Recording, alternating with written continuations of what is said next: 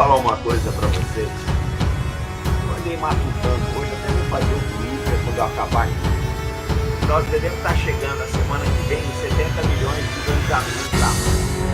E eu quero fazer uma live lá no Velho General para comemorar. Essa semana eu publiquei um artigo no Velho General, é um artigo que é para assinantes, mas que ele fala sobre a parceria entre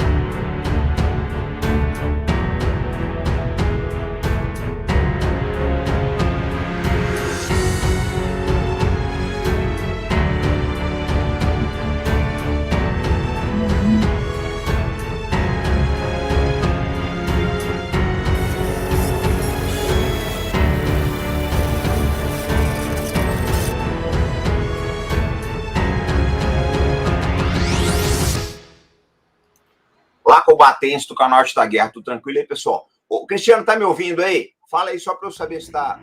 Sim, estou ouvindo muito bem.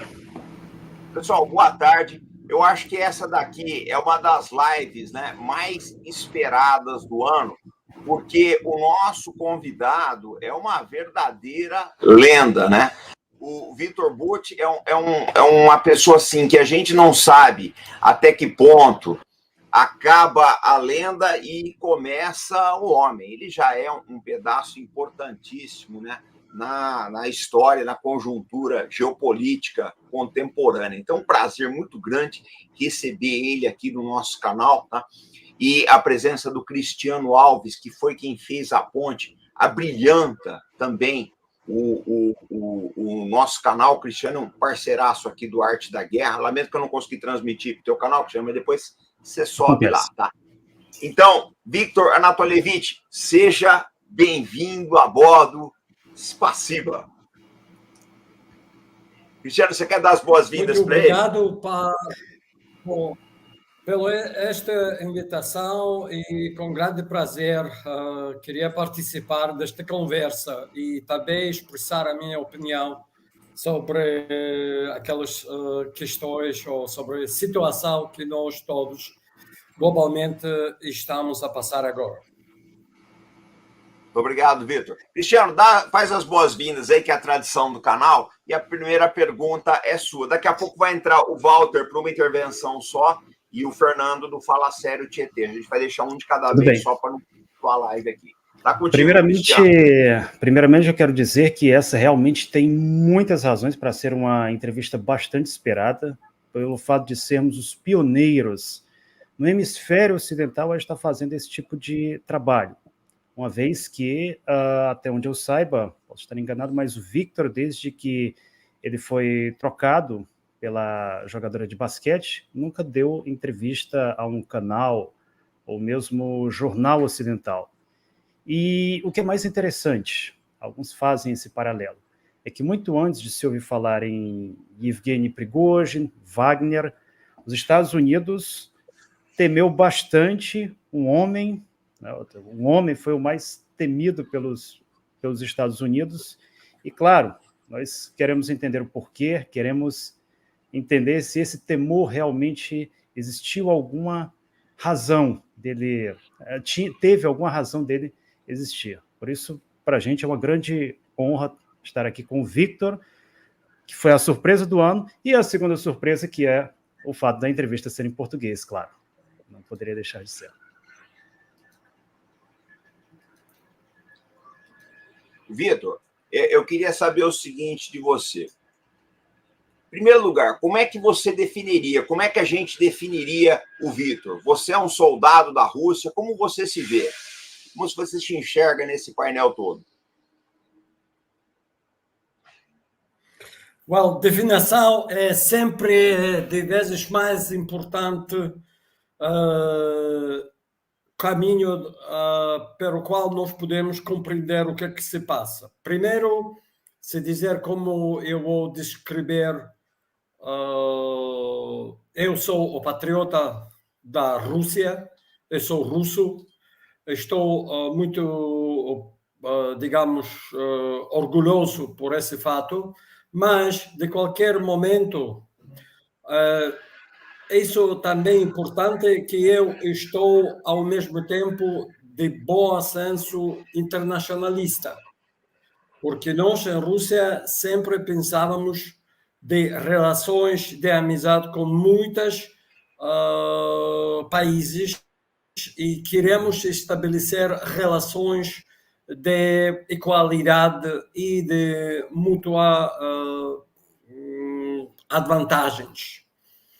Por isso, penso que essa é uma definição mais concreta. Do resto, que talvez muita gente estava ouvindo de mim, normalmente era uma propaganda, porque foi demonizado pelo Hollywood, foi demonizado por alguns escritores, e depois isso tudo foi que aconteceu no meu caso. Este arresto, imprisonamento cerca de 15 anos, mas felizmente consegui voltar na minha pátria, na minha querida Rússia, e estou aqui.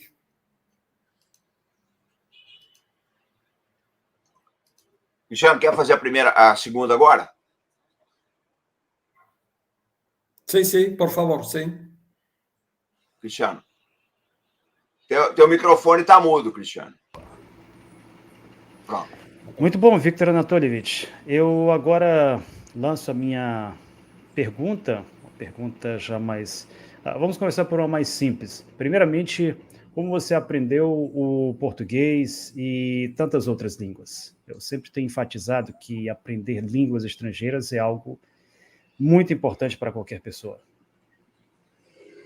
Bom, o português foi no Instituto Militar em Moscovo, fim de anos 80, onde foi formado como leutnante e foi mandado para servir em Forças Armadas da União Soviética em Moçambique. Então, por isso, por mim, o português era uma língua que estudei bem.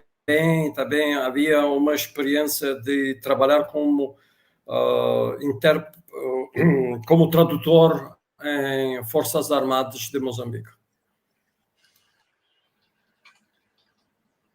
Ô, Vitor, deixa eu te fazer uma pergunta muito importante. Dada a sua vida, que é uma coisa assim, embora o pessoal exagere a situação em filmes, né, e tente demonizar você, denegrir sua imagem, mas não dá para negar que você tem uma vida que daria um romance, daria um filme. Isso não tem como fugir disso, né? Em que ponto, até que ponto você acha que todo o seu trabalho, que na verdade a gente vê uma transição da União Soviética para a Rússia, né, o Walter Andrade chegou, da União Soviética para a Rússia, o que a gente vê é uma vontade muito grande de transformação no mundo, principalmente descolonização e libertação dos países da África. Até que ponto você se vê como importante nessas mudanças?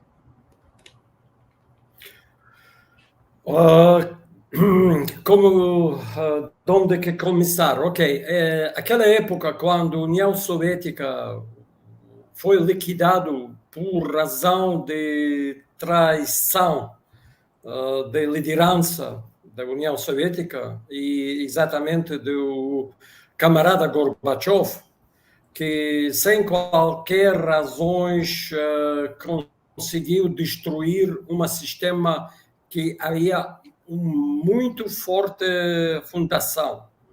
E por isso nós, praticamente sem qualquer preparação, sem qualquer, digamos assim, esperações, fomos em nova realidade. Nesta nova realidade, de um lado, foi muito interessado de viver, porque sim, a União Soviética foi aberta, introduziram todas essas relações do mercado e, ao mesmo tempo, essas mudanças também foram todas aquelas mais experiências de choque terapia em economia. Muitas coisas foram destruídas sem qualquer razão econômica ou sem qualquer necessidade. E depois já levou provavelmente mais de 15 ou 20 anos de restabelecer por menos aquela capacidade econômica. Primeiros anos depois de dissolução da União Soviética, o produto bruto faleceu mais de 40%. Esse é muito crítico, esse fator é muito crítico, porque imagina que quando o governo de Yeltsin começou a introduzir aquelas reformas, a inflação e os preços começaram a... Era uma época muito difícil para a gente sobreviver. E graças a que todas as famílias em Rússia haviam aquelas ligações e também haviam ligações com aldeias, conseguiram por menos não morrer de fome. Mas era muito difícil e por isso agora em dia nós não queremos mais passar por mesmo aquelas reformas que fizeram durante a dirigência de Yeltsin, segundo aqueles conselhos que deram conselheiros dos Estados Unidos. Do outro lado, claro, se hoje em dia vai perguntar qualquer pessoa se quer voltar ao mesmo, claro que não, mas ao mesmo tempo compreendemos e estamos compreender mais o que foi a União Soviética. Não só de sentido de mal gerência de últimos anos, mas como um projeto. O que foi o rol que a União Soviética deu ao nível mundial? E foi muito importante. Claro que hoje em dia conseguimos conservar e passamos essas todas mudanças praticamente sem guerra civil. Esse também é muito importante fator, porque há poucos países que conseguem trocar o sistema político sem a guerra civil. Por isso, esse é muito importante para nós. E talvez, como estão a dizer, passou muito pouco tempo para dar uma evolução histórica, o que foi, como que passaram essas mudanças, como que foi agora. Mas, ao mesmo tempo, hoje nós entramos em época de muitas grandes mudanças globais que serão determinar como o mundo vai viver provavelmente seguintes 100 anos. Muito obrigado, Vitor. Gente, eu vou pedir para vocês aí darem o like, compartilharem, tá? Vamos botar nos grupos de Telegram, WhatsApp, Facebook. Essa é uma live histórica, é muito importante ouvir o Victor Anatolievich aqui, uma pessoa com uma história de vida simplesmente fantástica. Talvez seja assim, eu falo sempre, um dos personagens geopolíticos mais importantes, tá, desse início de século. Eu agradeço muito, né, a gentileza dele de comparecer ao nosso canal. Walter, tá contigo aí representando o Fala Sério Tietê. Tem direito a uma pergunta que depois vai entrar o Nelsinho. É bom. Olá, boa tarde a todos. Agradecendo aqui ao comandante Farinaso, ao Cristiano, a toda a equipe, né, do Fala Sério Tietê, que o pessoal estava ansioso por esse contato. E o Victor, eu sou um ardoroso fã seu, a sua história aqui pelo Brasil e pelo mundo se espalhou. Enfim, é uma história digna de ser contada. Foi desvirtuada, né, por outros meios que não vêm bem ao caso, mas aqui eu tenho direito a uma pergunta. Eu gostaria que você nos trouxesse um pouquinho dessa sua vasta história, né, que foi ao longo desses anos todos que virou filme, né, até acabou virando um filme, mas no longo dessa história, além do trabalho em si que teve, como você conta, que histórias interessantes, uma história que a gente pode contar, sabe, ao longo da vida teve algo que foi, você deve lembrar, foi engraçado, no meio de todas essas suas idas e vindas, negociando, conhecendo pessoas de todo tipo pelo mundo, ajudando, inclusive algumas nações, mas tem alguma história que é interessante, que você gostaria de falar e talvez não tenha contado, uma história até leve, que a gente possa até dizer, rir no meio de todas essas suas indas e vindas. E daqui do Brasil, mandando um abraço muito forte para você, agradecendo essa oportunidade única que nós estamos tendo. Obrigado. Tem razão, a vida foi muito interessante e também para mim, não sei, uma das histórias provavelmente que para mim personalmente também era muito importante. Havia um encontro com um líder de grupo local ou de tribo em África, e sentamos aí bebendo um pouco de té e de chá. De chá, desculpe, sim. Desculpe porque não falei muito tempo português e para mim vai levar um pouco de tempo para realmente começar a falar com uma facilidade. Agora, então nós bebemos chá e falamos de várias questões da vida. Eu também fui muito jovem, provavelmente 24 ou 25 anos, e falamos de diferentes maneiras. E esse homem foi muito, para mim, importante, porque ele me disse uma coisa. Disse: Victor, para compreender como nós aqui vivemos, ou como que passa, e também na vida, vou te dar um conselho só. Tenta de tenta de ter o tempo de se sentar e ver como o erva, ou como se chama, a planta cresce. Eu disse: sim, desculpe, não compreendo. O que é que disse? Imagina, estou aqui, veja aí aquela verdadura que está a crescer, a planta, e tem que sentar e assistir. Se vai ver quando uma folha está a aumentar em tamanho e começar a se abrir, então vais compreender algo. E para mim, eu disse: não, o que é que ele fala? Esse velho, provavelmente, esse velho talvez perdeu o último... Perdeu o juízo. Sim, como é isso? Mas depois, eu pensei nisso muitas vezes e disse: que é isso? Vou me tentar de ver. E finalmente eu compreendi e muito agradeço desse conselho, porque essa é uma forma de meditação.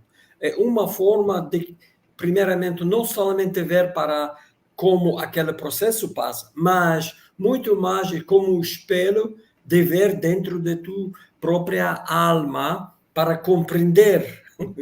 E essa é talvez uma história que fez-me um homem mais com olhos mais abertos para o mundo. Homem que sempre quer compreender novas coisas todos os dias e ler e ver o que é que se passa, porque nós todos temos uma sorte imensa que o nosso Criador, que o nosso, para nós todos, Deus é esse, como se chama, o gift, o presente da vida. E se nós, todos os homens nesse planeta, utilizamos esse presente de vida propriamente, podemos trocar nossas vidas facilmente. Talvez essa é uma das histórias que é realmente mais importante daquele período, e tudo que passou depois foi, claro, talvez mais agitado ou com muitas coisas que aconteceu, mas para mim era talvez muito importante a história. Muito obrigado. Obrigado, Victor Anatolievich. Walter, eu vou tirar você então para dar lugar para o Nelsinho, tá? Obrigado, comandante. Prazer. Um grande abraço para você e para toda a turma do Fala Sério Tietê.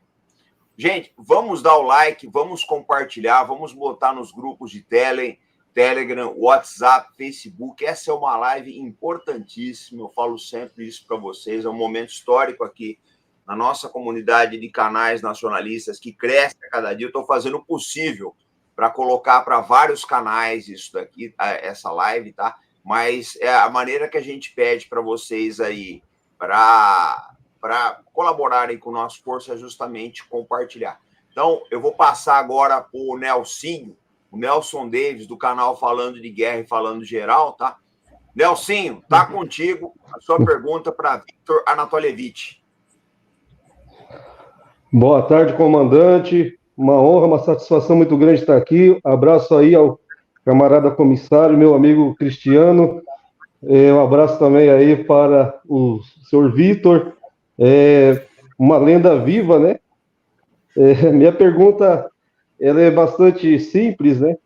Eu gostaria de saber do senhor Victor como que ele vê, como que ele analisa a expansão, né, da OTAN depois da queda da União Soviética, e como russo, né? Porque a gente brasileiro aqui pode ter uma visão do que realmente acontece lá, mas nada melhor do que saber qual é o pensamento do russo, como que os russos enxergam essa expansão da OTAN rumo às fronteiras da Rússia, né? E as questões de segurança para a Rússia, né? Como que os russos avaliam isso, se Putin ele tem completa razão de estar preocupado com a segurança do seu país, haja visto que houve as invasões, né, anteriores de Napoleão e também durante a Segunda Guerra Mundial pela Alemanha, né? Então, isso para os russos é muito preocupante? Sim, realmente, porque em cada família aqui no território da ex-União Soviética, em cada família, tem um membro da família que deu a sua vida para essa vitória em Guerra Mundial, Segunda Guerra Mundial. E para nós, quando, por exemplo, eu fui ainda pequeno, a minha, como se chama, babushka, avó, sempre dizia, não há problemas, mais importante é que não haja a guerra, que não vai ser... Por isso, para nós, a situação de paz para todo o nosso povo é mais importante. Mas, infelizmente,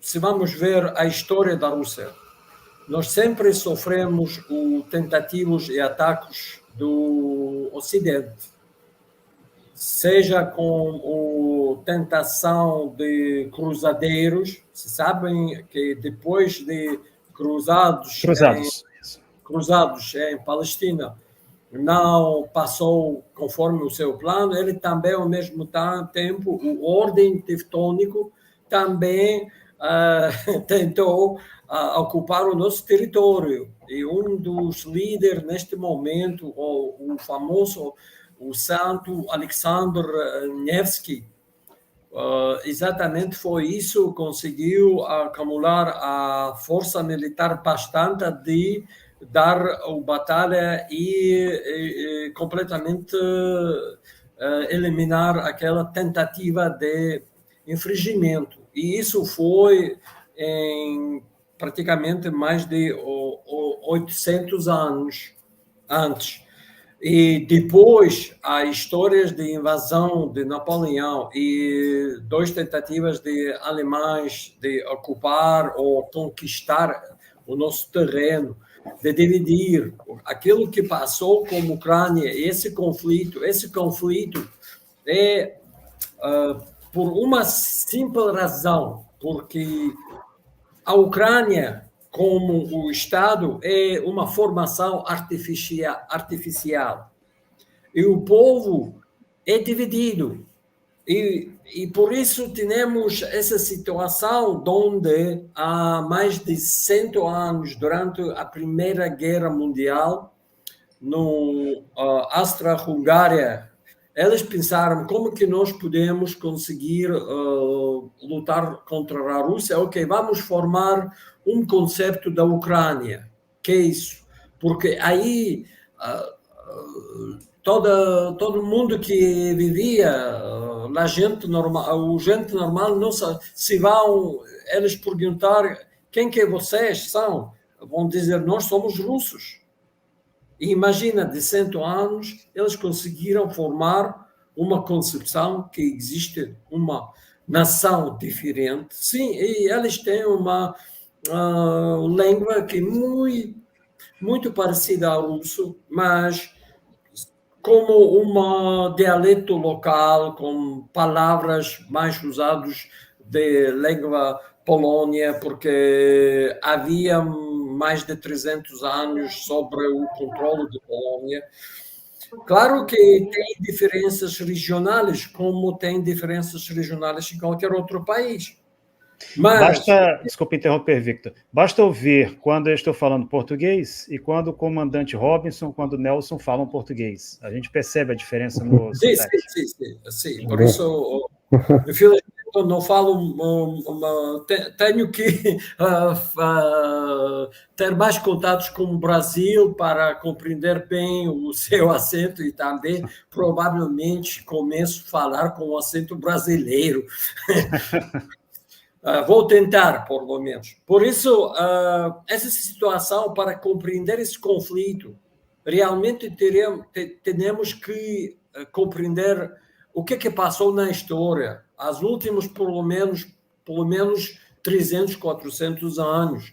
E isso vai nos dar uma noção de onde foi e de onde começou esse conflito com o Ocidente.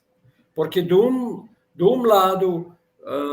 quando o nosso grande tsar, o Pedro I, começou aquelas reformas e realmente fez muitas coisas para europeizar a Rússia neste momento, introduzindo muitos sistemas europeus, fez também uma grande transferação de tecnologias europeias.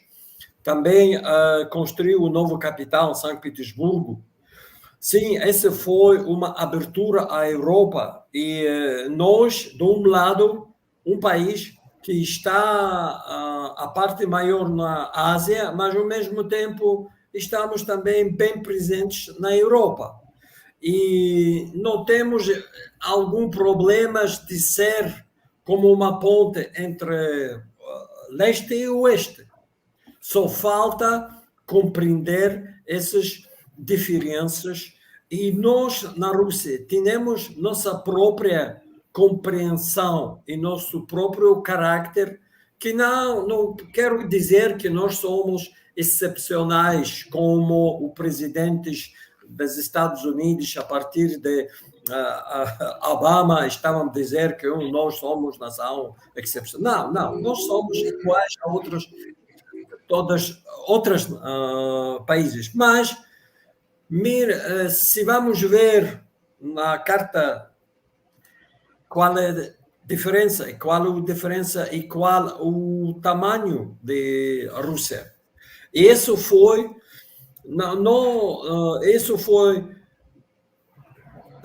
ajudado não pelo processo colonial, mas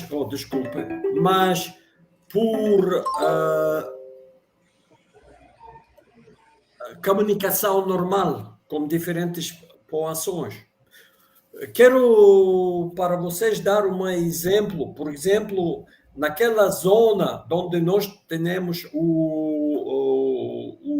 leste da Rússia, que tem a fronteira com China, com o Extremo Oriente. Extremo. Sim, aí como que aí povos locais conseguiram de entrar na Rússia, porque eles preferiam de pedir o czar da Rússia para ser dentro de vez de ser com chineses. Por quê? Porque as relações eram iguais. Nós sempre tratamos outros grupos étnicos como se diz? Pares. Não fomos colonizadores em senso normal de ter e colonizar qualquer área. Mesmo como foi a história de Ásia Central, também passamos por isso. E por isso nós conseguimos formar uma muito especial experiência na história mundial. Primeiro, na Rússia sempre convivemos com muçulmanos. Sim, a parte maior da Rússia são cristãos ortodoxos, mas também temos, hoje em dia, cerca de 25 milhões de muçulmanos.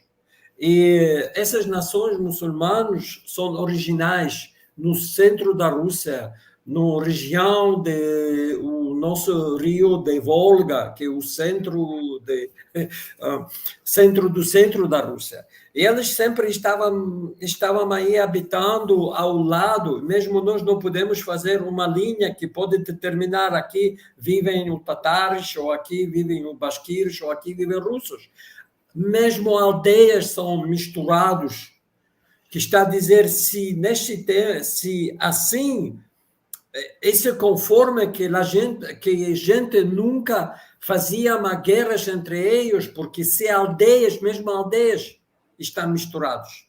Só a gente conseguiu elaborar um sistema de não só coexistência, mas muito mais relações de amizade e relações de como elaborar o sistema, onde todas aquelas etnicidades na Rússia conseguiram sobreviver durante toda a história. Não perdemos nenhuma língua, nenhuma nação, e também, muito mais importante na Rússia, que nós todos em Rússia temos a mesma mentalidade. Se eu falo com um representante da Buryatia que parece como mongol, sim, eles têm a sua própria língua, a sua própria cultura, são budistas. E eu tenho amigos deles e visitamos eles,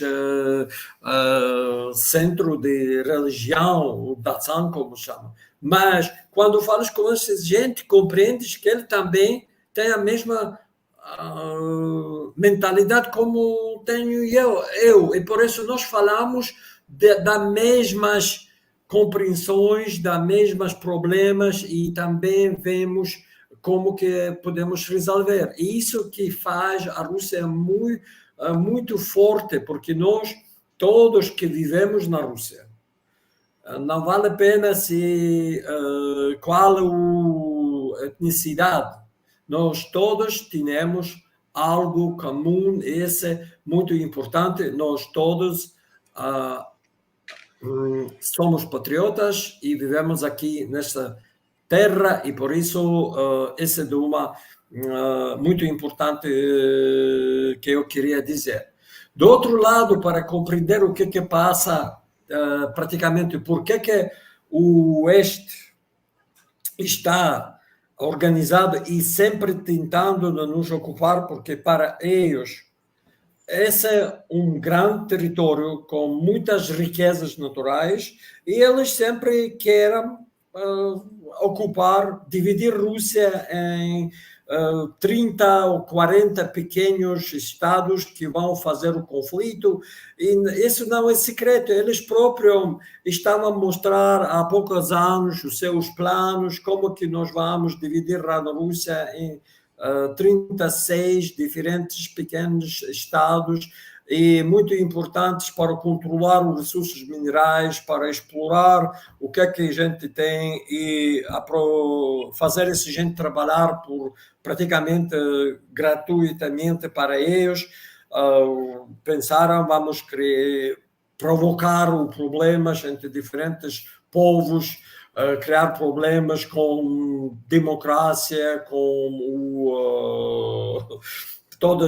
o que agora passa em mundo de Estados Unidos ou na Europa.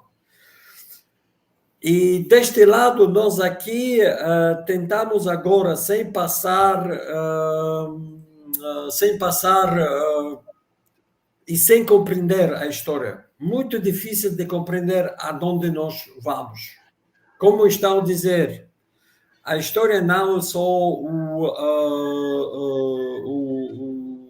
professor, mas é a guarda do cárcel, do prisão. E se não vai compreender o que foi dito, tu vais repetir de novo o mesmo processo. Por isso, aqui vamos ver que finalmente nós estamos a passar essa época quando os Estados Unidos tentavam controlar todo o mundo. Que eles declararam a sua posição como o policeman of the world. Yeah? E isso não funciona mais. Por quê? Porque países como China, como Rússia, como Índia, como Brasil, como todos os países na África, já compreenderam, já trocaram a sua própria mentalidade. E se a gente está trocando a sua própria mentalidade, o que é que se passa? Eles compreendem o que é que fazer. E muito mais importante que eu acho que agora realmente passa o processo de decolonização mental. E muito mais importante para nós todos de compreender que o controlo dos Estados Unidos ou do elites globais ou globalistas era do controle mental sobre uns códigos culturais como Hollywood, como a introdução de música, tudo que é muito chique, muito importante, vem daí. E finalmente outros países compreenderam, não, isso não vai assim. Nós queremos, primeiro, continuar aquilo que nós temos a nossa cultura. Sim, claro que nós temos que cooperar com outros países, mas, ao mesmo tempo, temos que conservar o melhor que nós tivemos. E essa cooperação entre países pode ser baseada não só de alguns pequenos, 1 milhão, como se dizem, de golden billion, milhão dourado. Sim, dourado que vai controlar do resto. Eles querem, finalmente e abertamente, estão a dizer, não, nós estamos fartos ou nós estamos fatigados de jogar esse jogo de democracia, vamos voltar, queremos somente escravos de novo, vamos de novo ser todos como... e continuar o feudalismo 2.0. Mas quero que nem Brasil, nem povo do Brasil, nem povo da América Latina em geral, nem povo da África, nem povo do Índia ou China querem isso. E muito mais, nós, em Rússia, nunca fomos conjugados. E por isso, estamos para nós a nossa liberdade de viver como que nós queremos, sem receber instruções, ordens de Washington, ordens de Bruxelas. Queremos viver nossa própria vida e não estamos a mexer com assuntos de outros países. Isso que é mais importante. Muito obrigado, Victor Natolevich. Nelson, vou te liberar aqui então, então eu quero agradecer, convidar o pessoal para seguir o Falando de Guerra. A tua transmissão está sendo feita pelo Falando de Guerra ou Falando Geral? Falando geral, comandante. Tá. Então, pessoal, vamos seguir o Falando Geral aí. Obrigado, Nelsinho. Um grande abraço para você. Gente, vamos dar o like, vamos compartilhar. É uma live extremamente esclarecedora, tá? O que a gente ouve o Viktor Anatolievich falar aqui é a visão que os russos têm de mundo, que é uma visão interessante. Tá? É uma visão interessante. A Rússia é um país muito mais amadurecido geopoliticamente do que o Brasil. Então, a gente precisa olhar com bastante carinho essa visão. Cristiano, você quer fazer a próxima pergunta? Sim, e eu queria, ao mesmo tempo, também fazer uma observação. Eu achei muito interessante, comandante, uma coisa que o Victor colocou quando ele trata da questão do Império Russo e da União Soviética, quer dizer, da preservação das culturas, da preservação também das próprias religiões. Quando eu estive em Kazan, na Rússia, eu visitei o Templo das Três Religiões, onde você tem, no mesmo espaço, uma igreja, uma mesquita e uma sinagoga, quer dizer, cristãos, muçulmanos e judeus. E mais budistas. Sim, além, claro, né, dos próprios budistas também. Eu conheci uma moça na Rússia, ela era xamânica, era Yakut, e tudo isso em harmonia. E uma coisa que alguns canais defensores da visão de mundo britânica hoje estão querendo jogar para o nosso público no Brasil, inclusive a própria Rede Globo já fez isso, como muito bem observou um camarada meu, também chamado Vitor. É a tentativa de equiparar a colonização britânica ao modelo russo, a ponto de alguns canais que hoje dizem o seguinte, eles usam uma expressão completamente absurda, que é a expressão colonialismo soviético. Aí, nessas horas, eu me faço a pergunta, o Vitor pode responder, caso ele conheça. Alguém aqui já ouviu falar de um zoológico de seres humanos no centro de Moscou ou no centro de São Petersburgo? Eu, pelo menos, nunca ouvi falar. Mas nós temos zoológicos de seres humanos em Bruxelas, na Bélgica. Tivemos, né? Porque hoje eles já não têm mais, mas até os anos 50, 60, existiam zoológicos para seres humanos. No século XIX, o imperialismo britânico, na Tasmânia, promovia caças a seres humanos. Pais de família tomavam chá, ali com as suas famílias em conjunto, depois saíam para caçar tasmanianos, simplesmente por esporte, com falconetes carregados com pregos. Imagina o que é tomar um tiro de uma arma carregada com prego.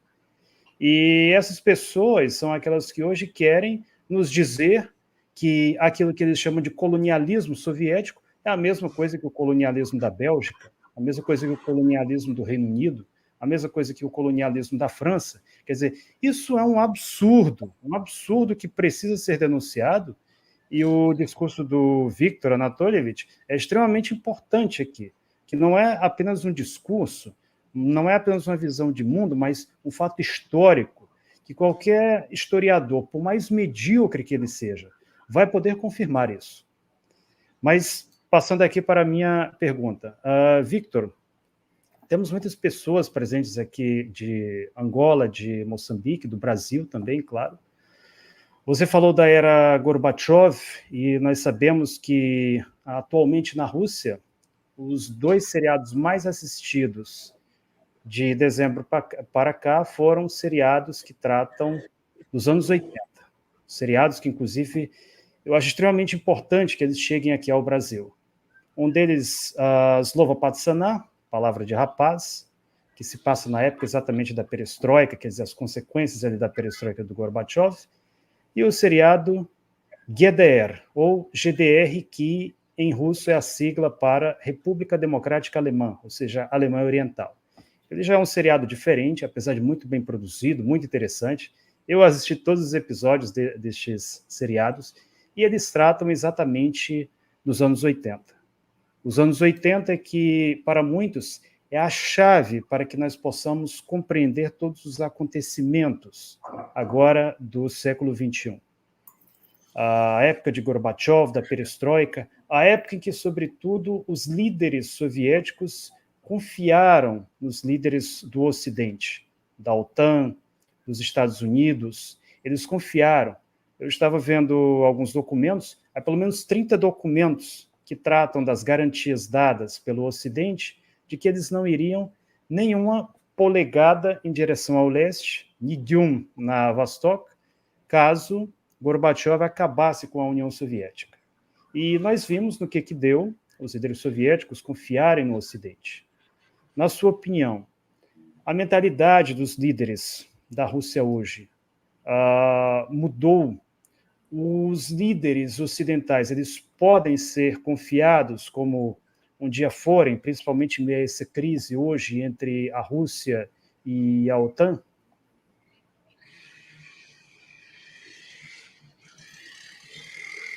Bom, o que passou exatamente como liderança de Gorbachev? Eu acho, e essa é a minha opinião personal, que ela foi o traidor.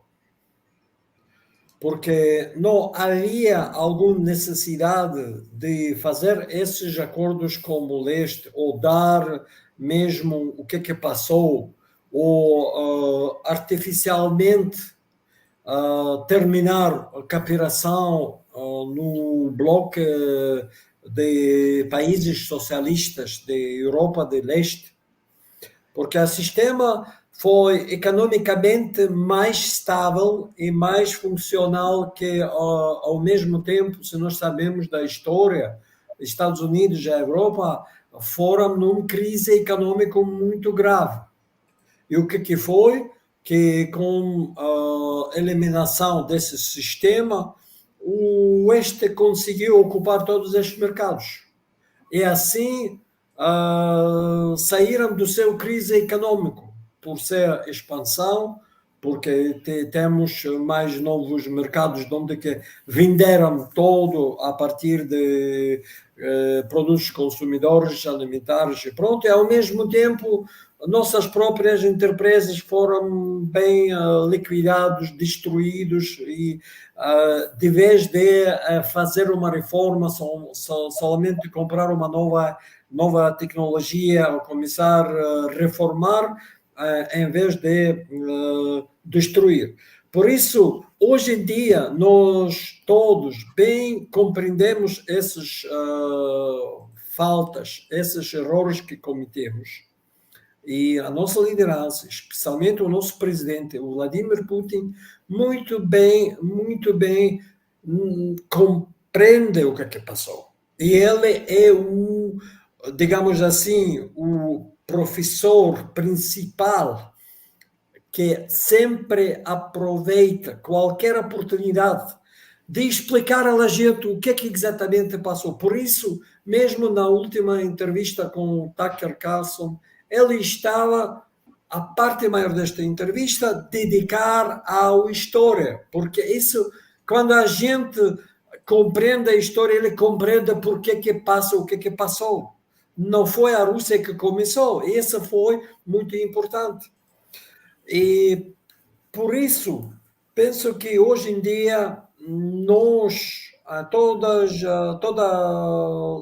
classe política, toda classe de liderança econômica em Rússia compreende muito bem que é muito importante de não só ser soberania política, sem soberania econômica, que vai inclusivamente ter a soberania tecnológica, nós não podemos sobreviver. E graças a Deus, e graças àquela gente que durante a transição, durante o regime de Yeltsin, não deu todas as tentativas do regime de Yeltsin destruir aquelas fábricas, aquelas empresas que hoje em dia estão a produzir todas essas armas novas, que estão até agora a produzir como se chama,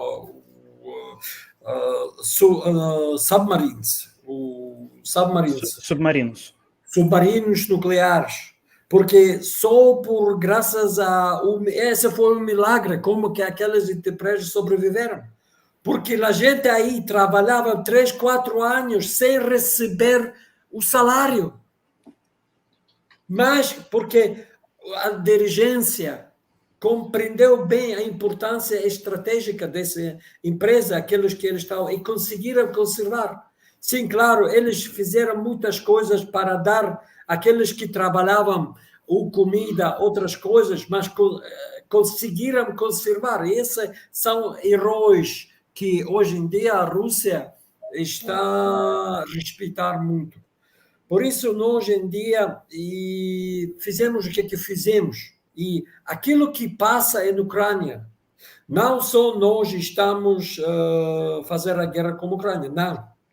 Essa é a guerra contra o OTAN, contra todos esses 50 países, o Ocidente coletivo, como se chama, que estão a fazer esse proxy guerra contra a Rússia. Mas, ao mesmo tempo, a Rússia hoje em dia está a proteger a toda a humanidade. Por quê? Porque o plano de globalistas é muito simples, é destruir a humanidade, para meter aquela política de destruir a família nuclear, para fazer que a família não só homem e mulher, a família pode ser 2 mulheres, 2 homens. É o quê? Para que vai lidar essa política? Porque a humanidade vai desaparecer, claro. Por isso, por que estamos a defender a humanidade? Porque nós não queremos que nas escolas da Rússia e nas escolas de outros países, em primeira classe, vão explicar a crianças quantos tipos de sexos tem. Agora, nos Estados Unidos, estão a dizer já temos 72 sexos diferentes. É uma loucura. Claro, essas todas políticas de minoridades, como se chama, de LGBTQ+. LGBT comunidades, sim, claro, mas se LGBT, aqui em Rússia também tem LGBT, mas aqui o presidente diz que não há problemas, eles estão aí, estão vivendo, só não queremos que eles falem disso, não queremos que eles façam algumas coisas a crianças, deixa as crianças estar crianças, deixa eles grandir normalmente, deixa eles ser e depois eles podem escolher se eles querem.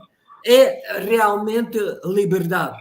E aquela liberdade que eles estão a dizer, aquilo que passa nos Estados Unidos, é uma loucura que passa. E se esse é o futuro do mundo, penso que 99% da população de todo o planeta não quer esse futuro. Claro. E por isso, esse conflito na Ucrânia é conflito onde a Rússia agora único que está a defender a todo o planeta, a toda a humanidade. Se nós vamos perder, porque nós não podemos perder, porque eles vão destruir a Rússia, destruir o nosso povo, destruir a nossa cultura completamente, para controlar somente riquezas naturais. Depois eles não vão aí parar, vão destruir todo, porque eles não querem 9 bilhões homens que vivem, eles querem somente poucos milhões somente ser os escravos deles, é tudo. Em brevemente, penso que é isso que queria que a gente em Brasil compreenda bem. E por isso aqui, sim, claro que passou mais de 2 anos, é um conflito muito duro. Por quê? Porque imagina qual o conflito. Estão a dizer, nós estamos a fazer a guerra contra o povo da Ucrânia. Mas qual o conflito com o povo da Ucrânia, onde de 2 lados dessa guerra falam a mesma língua? Que é isso? Essa guerra civil, praticamente, que passa. Comunicação em forças ucrânias, em rádio, 95% é russo. Que é isso?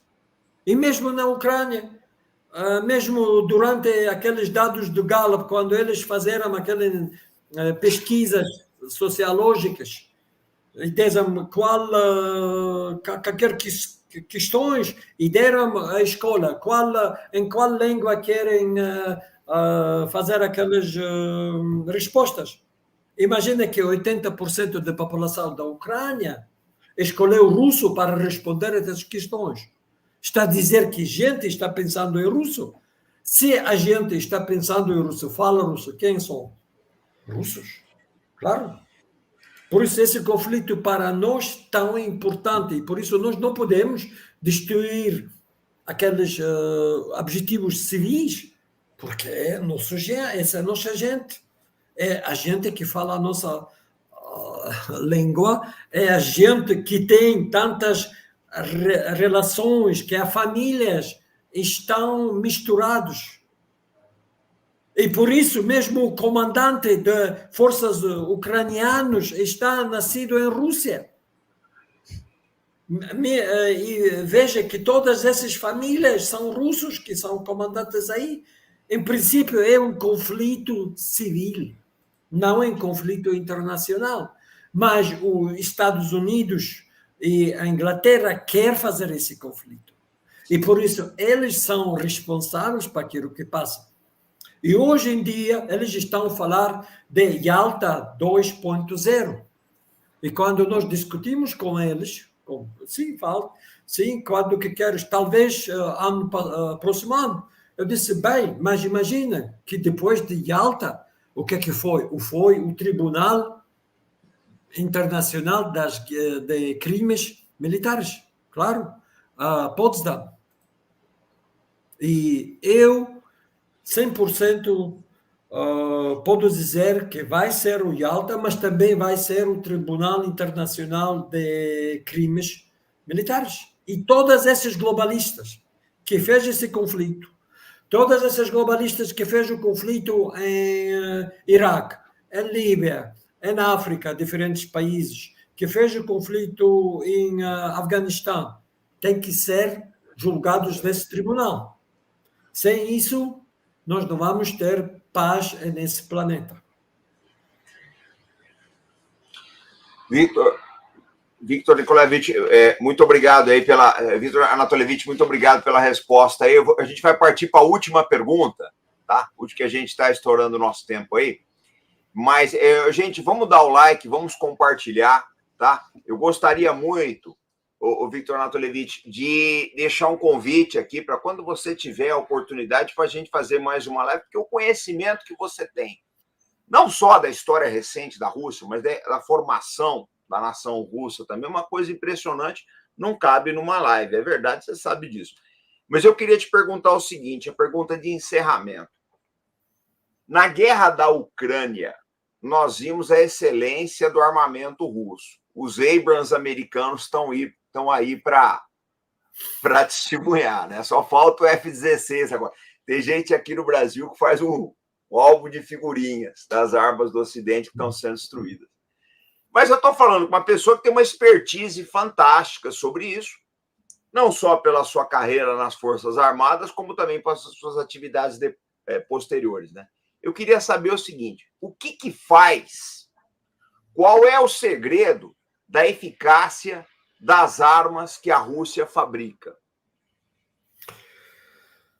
O segredo é muito simples. Quando qualquer armamento passa o texto da guerra, sim, é a gente, os nossos soldados heróicos que estão utilizando esse armamento, imediatamente estão a comunicar com fabricantes e propor qualquer modificações, porque hoje em dia, 24 horas, 7 dias da semana, a gente trabalha nas usinas, nas fábricas, fabricando aquele armamento, tanques, e também o drones, que é muito importante. Por isso, o segredo, como o segredo na guerra, primeiro é o espírito do povo russo. Espírito que nós nunca vamos ser conjugados, nunca vamos surrender, como se diz em português. Не сдаемся, русские не сдаются. Por isso é um Os segredo. russos não se entregam. Não se entregam, sim, claro.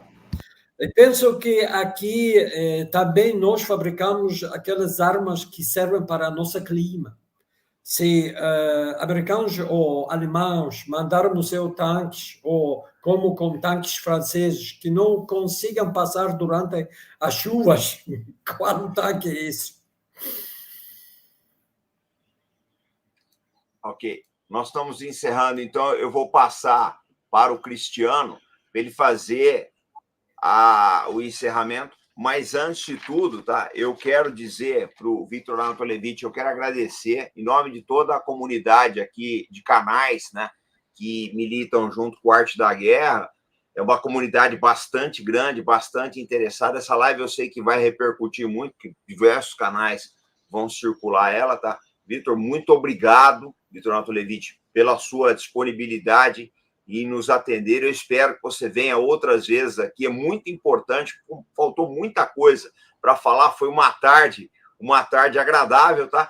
Mas eu quero deixar o encerramento para o Cristiano, que é o pai de toda essa criação aqui. Cristiano, tá contigo aí. Bom, primeiramente eu quero dar os meus mais sinceros agradecimentos, tanto ao comandante Robinson Farinaso, do canal Arte da Guerra, que no momento, como bem escreveram nos comentários, é o maior canal de geopolítica que há no Brasil. Quero agradecer a nossa estrela, que é o Victor Butt, que em sua humildade, em sua abertura, veio aqui, conversou com o público brasileiro, lembrando, pessoal, que ele nunca deu nenhuma entrevista a nenhum jornal ocidental ou brasileiro. O Brasil não é Ocidente. E está aqui conosco. Quer dizer, nós temos motivos de sobra para comemorar. É claro que há muitas perguntas, muitas questões que nós gostaríamos de fazer, mas que existe o limite do tempo. Quero dizer que o meu canal, o canal Camarada Comissário, é um canal aberto que convida a todos também. Nós temos uma entrevista interessantíssima que irá responder a muitas perguntas feitas no chat, com um conhecido do Victor Anatolievich, que é o Artyom Semyonovsky. Eu fiz ainda, acho que foi ano passado, há 2 anos talvez, uma entrevista com ele chamada Entrevista com Artyom Semyonovsky sobre perseguição a cidadãos russos e Victor Butt. Essa live vai responder a muitos questionamentos que foram feitos no chat e que eu acho essencial, quem gostou dessa entrevista, acompanhar também essa outra entrevista, que é uma entrevista com o russo. É uma entrevista em russo, mas que traduzida. Eu traduzi tanto as minhas próprias perguntas quanto as respostas e que vai responder muitos questionamentos. No mais, é agradecer a todos que estiveram aqui presentes, agradecer ao comandante Robinson Farinaso e, principalmente, a nossa estrela da entrevista de hoje, que é o Victor Butt, e a todos vocês que estiveram aqui. Muito obrigado. Também agradeço o comandante Robinson e o Cristiano. Cristiano, com grande prazer, vou novamente vir para dar e para conversar com o povo que fala o português e com o povo brasileiro. E desejo o melhor, o paz e prosperidade. Obrigado. Muito obrigado, Victor Anatolievich. Obrigado, Cristiano. Um grande abraço. Gente, hoje, 19 horas, horário de Brasília, Rui Costa Pimenta vai estar falando conosco a segunda parte da entrevista que ele teve com Ismail Haniyeh, do Hamas. Até lá, até às 19. Obrigado, gente.